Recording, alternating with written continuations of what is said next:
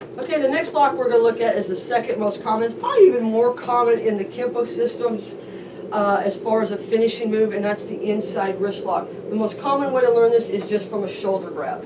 You come up and grab your shoulder. Now, again, this is called the inside because you're going to bring the hand to the inside of the body like so, instead of the outside. So we're going to grab it the same way, except this time when we grab, we're grabbing the other side, down where the pinky is. And we roll it over, and as we do so, we step back. Now, this is where most people mess up the lock. They stop right here. Now, if you notice, Lee is still in a position that he could really counter if he wanted to. He could bend his elbow, he could try to fight with his other hand or even legs because he still has 100% stability. Now, you don't want to point the fingers at his head this way. You want it more of a 45. See, he's already starting to lose his stability there, and then you push and pull. He goes right down, and I have to do very little to get it done. Okay, again, the shoulder grab.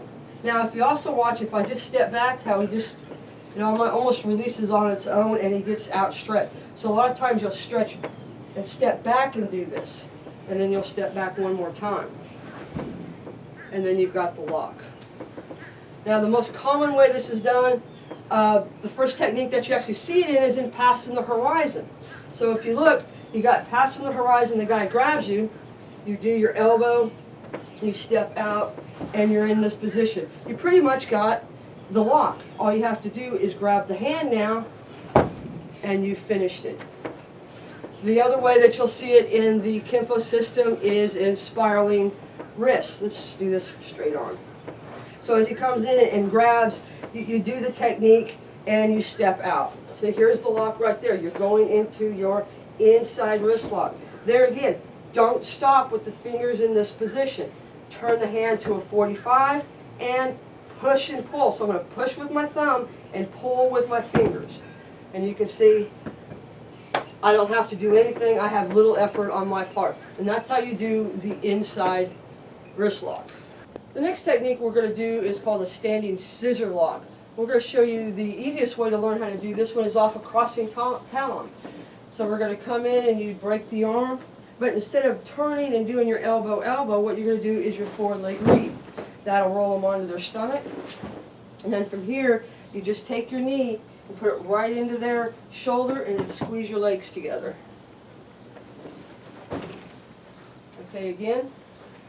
So from here, break, adjust, put your foot right in front of theirs, do the forward leg read, take them straight down, follow them in. Put your knee right on that shoulder joint. Put your other foot right next to it and squeeze the arm together. If you do this correctly, you should have complete control with no hands. Last time. So off of crossing talon. Come in. Break the arm. Adjust your stance. Put your left leg in front of theirs. Do the forward leg read. Get the hands straight up and down. Now on the streets, you drop the knee into that shoulder, but for training purposes, just set it down, push down, and squeeze the legs together. And that's how you would do the standing scissor lock. Okay, the next takedown we're going to look at is the single leg takedown. This one's not a very commonly used takedown, but it does have its advantages. Now this could be used, there again, off of a grab, but we're going to show this one off of a punch. It's a lot easier to make it work. So as your opponent throws, let's say, a hook punch at you, you come in with your double blades and block it. Now from here, you're close enough, depending on your style of fighting, you can headbutt the guy or you can elbow. I prefer the elbow.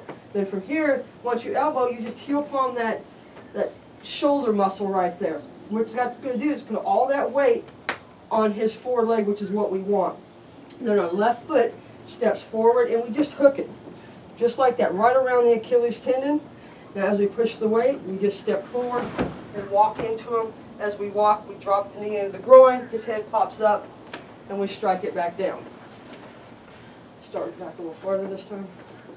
So again, on the single leg takedown off of a punch, double blades.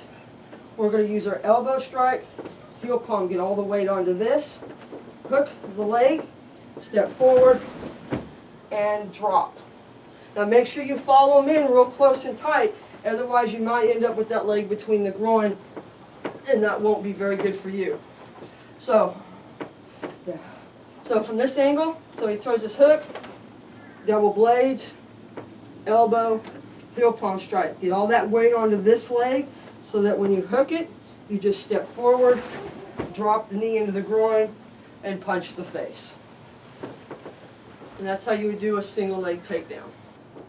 Okay, the next part we're going to go over is your reaps. Now, a reap is, obviously it's different than a sweep. So as Lee just stands here like that. So we're going to use it off the same thing, a grab, because there again it's the easiest way to do it. Now a reap, instead of a sweep remember comes in and just sweeps the leg. Now in this case we're going to almost do a back kick between the legs and catch them with the back of our thigh. So as we come in, we're going to step out, the knee comes up into chamber just like if you were to kick, and then from here you literally just kick that leg out from underneath them. It's not a back kick because you're hooking it. Okay, now that's an outside leg reap, obviously because you're going to the outside. So as the person grabs, just like the sweeps, same setup with the hands. We grab the hand, you can strike the throat, heel palm them, eye strike, whatever you want. Mainly you want the upper body to go in the opposite direction of the kick. So as we come in, we take the knee up and kick the leg out from underneath them. Now, go ahead and put your other leg forward. Now the inside leg reap, just as it says, we're going to come to the inside of the body and do the same thing. So as he grabs, we come in, we do the same type of strike, whatever we want, but this time we kick that way so he goes in the opposite direction. That one's not as common as the outside, but it can be done. Go ahead and use this leg. Right, and it doesn't matter which leg's forward, it's just a matter of what you're trying to accomplish. So if you want to step out this way, you can come in and then kick the leg out that way. This one's not so much that you can take them down and control them, it's just more for a takedown, and then you would follow up like with the knee to the groin and then a strike. So one more time, we have the outside leg reap. So we step out, just like a back kick, and we kick the leg out from underneath them. Now see, on this one it's easy to control his takedown.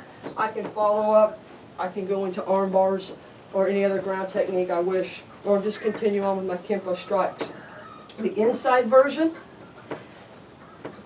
this time we're going to kick to the inside of the leg. So we set it up, line the leg up the same way, take him down. See how he lands this time? This is where you would kick the groin or the face or drop your knee and then punch. There again, depending on what you're wanting to do afterwards would depend on whether you use the inside or outside leg reap.